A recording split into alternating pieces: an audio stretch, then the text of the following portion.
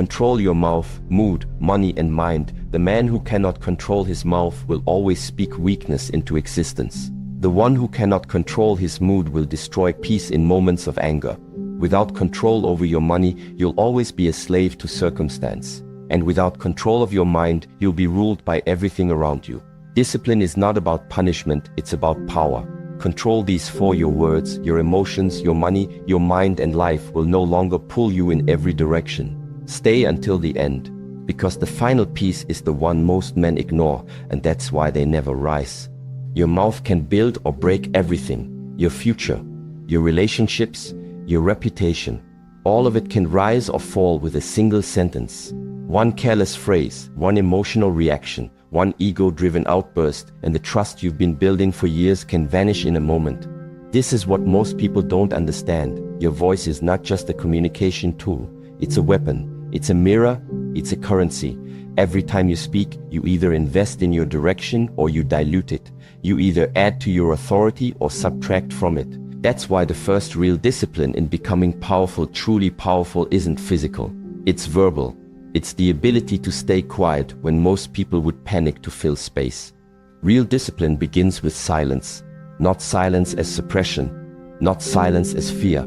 Silence as control. Silence as restraint. Silence as presence. The man who speaks less doesn't lack intelligence, he's refining it. Because when you don't speak by default, you begin to see what others miss. You start to observe the energy behind the words people say. You notice how often people speak out of insecurity, out of nervousness, out of the desire to be liked or approved.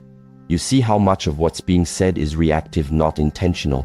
And more importantly, you start to catch your own impulses. Your own urges to interrupt, to defend yourself, to justify your decisions, to appear clever or strong or wise. And once you become aware of those impulses, you can begin to rise above them. The untrained man speaks to prove. He spills his thoughts in every conversation. He argues every challenge. He explains his every move. Not because he's powerful, but because he's insecure. And insecurity always talks too much. It needs to be heard. It needs to be validated. But the trained man, the man who has faced himself, who has sat with his need to be right, his urge to be seen, his temptation to dominate, he chooses when to speak. He doesn't react to everything. He doesn't chase understanding. He doesn't fight for space. Because his power is internal. His words are chosen, measured, aligned. And because of that, they land heavier. People feel them. Because they come from a calm mind. And calm minds are rare. But a calm mind cannot exist in someone who always needs to be heard.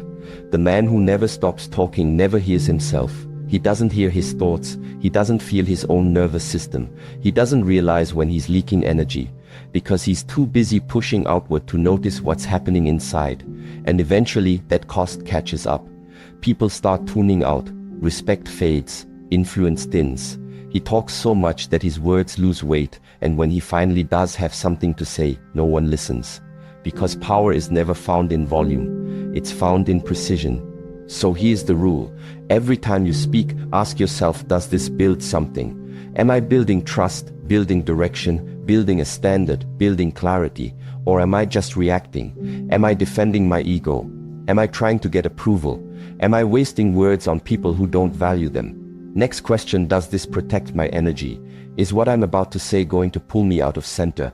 Is it going to create unnecessary drama, tension, or distraction? Or will it move the conversation, the moment, the mission forward? If the answer to either question is no, don't say it. This is not about becoming silent forever. It's about becoming surgical. Powerful men don't need to talk much. They speak when necessary, when purposeful, when impactful. Their words come from rooted energy, not scattered emotion. And because of that, their words carry force. They cut through noise. They settle tension. They don't entertain confusion, they resolve it. That's what your voice is meant for.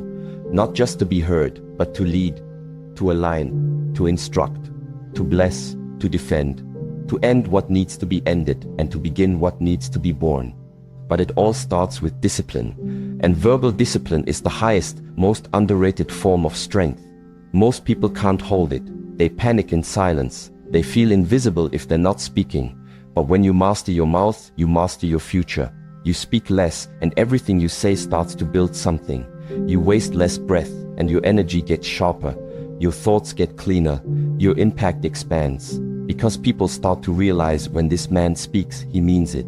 And that kind of presence, that kind of restraint, it builds a reputation that no amount of talking could ever create.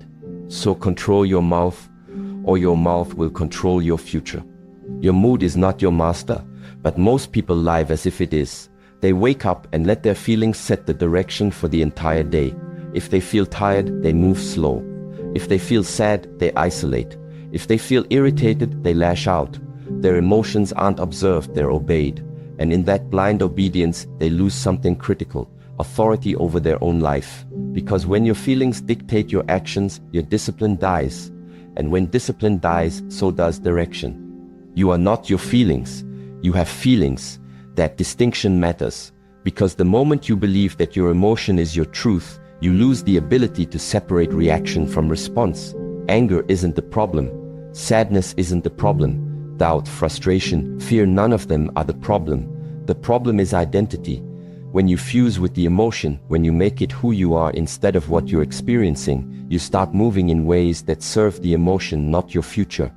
That's why most people lash out when angry. They shut down when discouraged. They retreat when anxious, not because they're broken, but because they've never trained to do otherwise. Every emotion becomes a cue to react, but mastery begins the moment you stop reacting and start observing. You feel the emotion. You pause. You breathe. You watch it move through your body like a wave, like wind, like a storm that does not belong to you. It simply moves through you. You don't feed it. You don't follow it. You don't attach to it. You let it pass. And you move with discipline, not emotion. This is why the strongest people you meet are often the calmest. Not because they don't feel, but because they've trained, they've felt everything and still moved forward. They've learned to stop worshipping moods like gods and start treating them like signals. Temporary, movable, survivable. They know you don't train for the days you feel good. You train for the days you don't. You train so your habits carry you when your feelings can't. You train so your breath is deeper than your frustration, so your focus is stronger than your sadness, so your vision is clearer than your fear. Because without training, you collapse into whatever mood shows up. And if your moods rule your actions, you live a life ruled by emotion, not by intention. And intention is where real progress lives. That's what separates the grounded from the unstable. It's not that grounded men don't feel. It's that they choose how to feel. They notice their state. They observe the pattern. They name it, but they don't let it drive the car. Emotion sits in the passenger seat. Discipline drives. Every time. This is how your mission survives. This is how your goals remain intact. Not because your moods don't shift, but because your standards don't. When you feel unmotivated, you still train. When you feel discouraged, you still show up. When you feel unseen, you still build. That's how you move from emotion to execution. That's how you turn pain into power, not by denying what you feel, but by refusing to be owned by it. Control your mood, or your mood will control your mission. It will convince you to stop when you need to continue. It will whisper limitations into your mind and disguise them as truth. And unless you've trained, you'll believe them. You'll accept the story your emotion offers and trade your progress for comfort. So feel the wave, but don't ride it blindly. Let it move, but don't let it move you off course. You are not the storm. You are the sky it passes through. Still, wide, unmoved. Control your money, or it will own your life. This isn't just about wealth. It's about direction. It's about power, because money, whether you like it or not, is tied to your decisions, your emotions, your time, and your future. And most people are not broke because they don't earn enough. They're broke because they lack structure. They lack clarity. They lack the awareness to connect their habits to their consequences. So they live in a loop, working hard just to keep up with the damage they keep doing to themselves. They think more income will solve everything. But income without discipline is just fuel for a faster crash. They spend to feel better. They spend to numb stress, anxiety, boredom. A dopamine hit here, a new gadget there. A swipe, a tap, a package at the door, and the illusion of progress. But it's not progress, it's avoidance. They spend to escape their reality, not to invest in a better one. And worse, they spend without knowing why.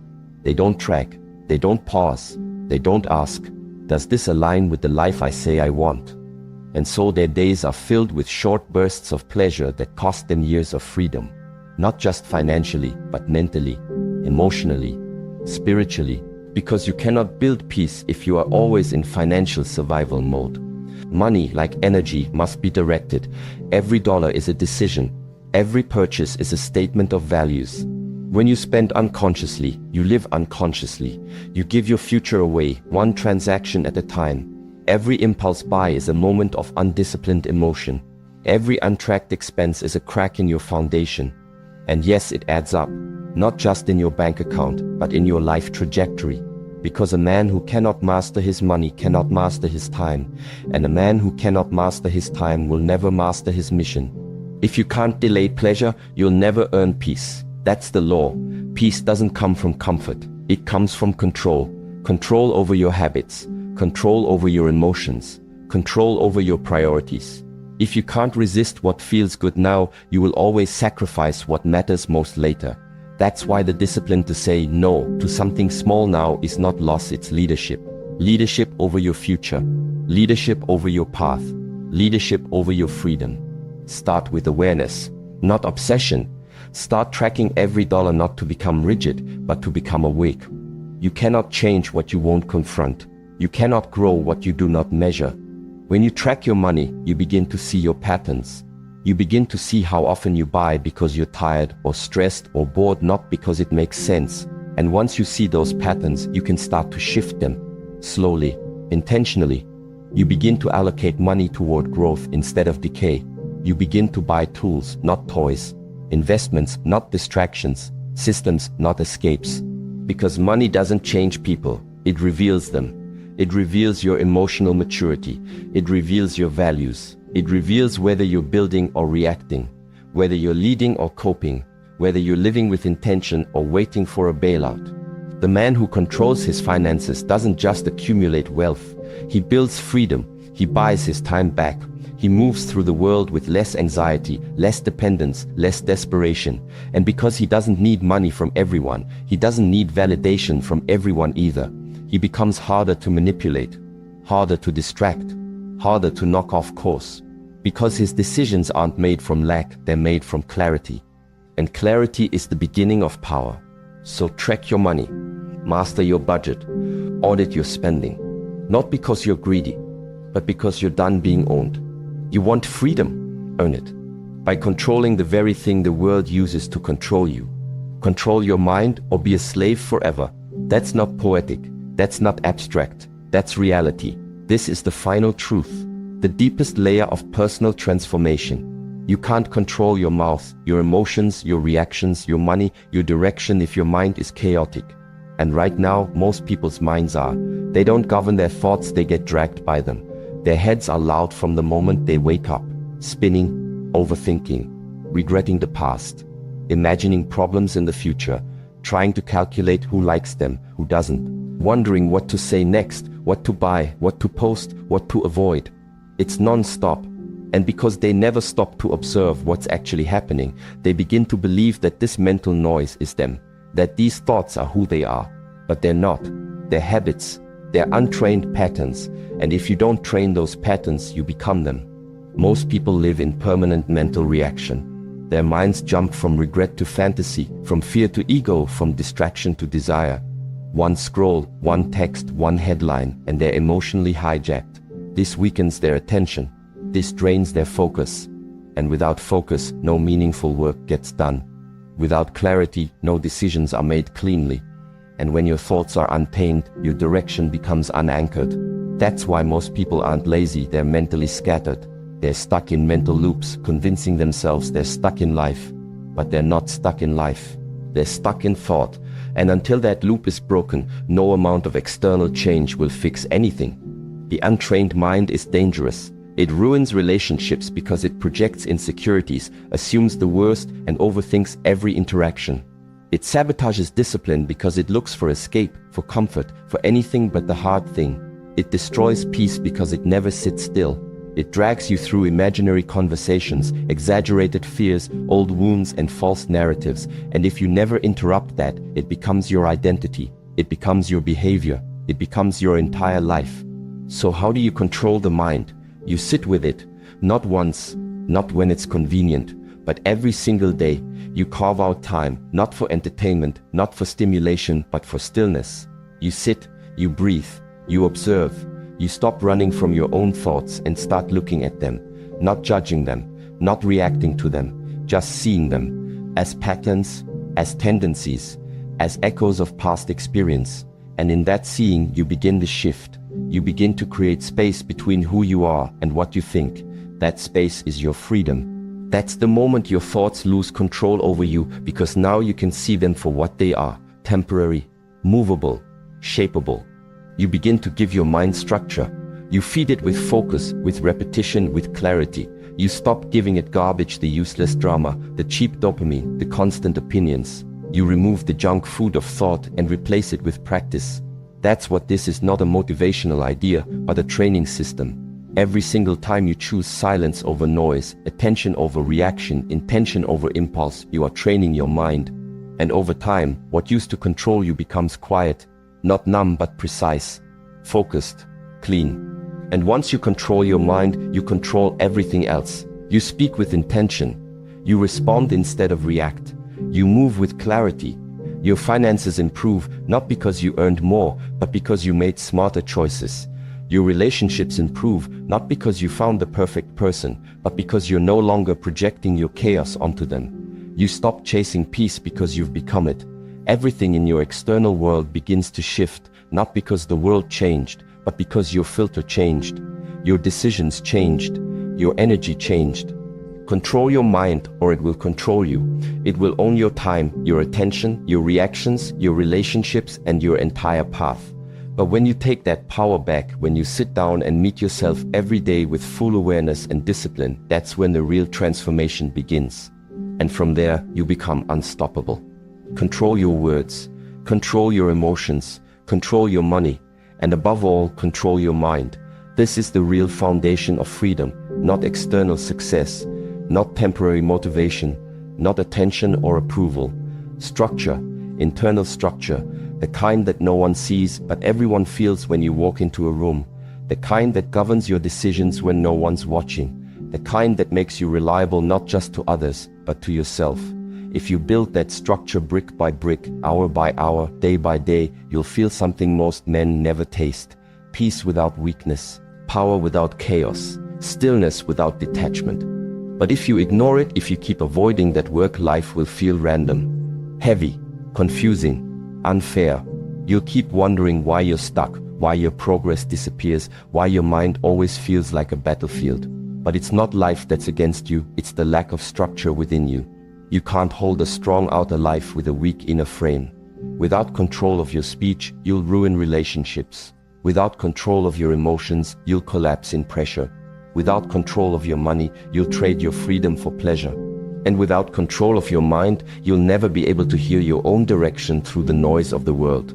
Start now, not next month, not when it feels easier. Now, build the ritual. 1 hour a day, every day. This is where real change begins, not in massive, loud effort, but in sacred repetition. In a small block of time you give to yourself. Time with no distractions, just silence, focus, reflection. No phone, no noise, just breathe. Just structure. You move your body. You sit with your thoughts. You write what matters. You face what you've been avoiding. You ask yourself better questions. And you do it again tomorrow. And again the next day. Not because you feel like it, but because the man you want to become requires it. Train like your life depends on it, because it does. Everything you want, peace, purpose, power, presence, is on the other side of this structure. And if you're reading this right now, it's not new information. It's a reminder of what you already know. Deep down, you've always known you needed to take this hour seriously, that you couldn't keep living on autopilot, that you couldn't keep giving your time, attention, and energy to everyone else while leaving yourself with scraps. This is your call to return to discipline, not as punishment, but as alignment, not to restrict your life, but to build one that can finally expand. If this message stirred something in you, subscribe. Stay connected to the frequency that reminds you who you really are. Not the version they want you to be, but the one you're building hour by hour. And if you're serious about taking this discipline into your daily routine, check the link below. This isn't motivation. This is structure, the only thing that lasts. And remember this: the man who controls his inner world, his words, his thoughts, his energy, his money, doesn't need to control anyone else, because he already controls his destiny.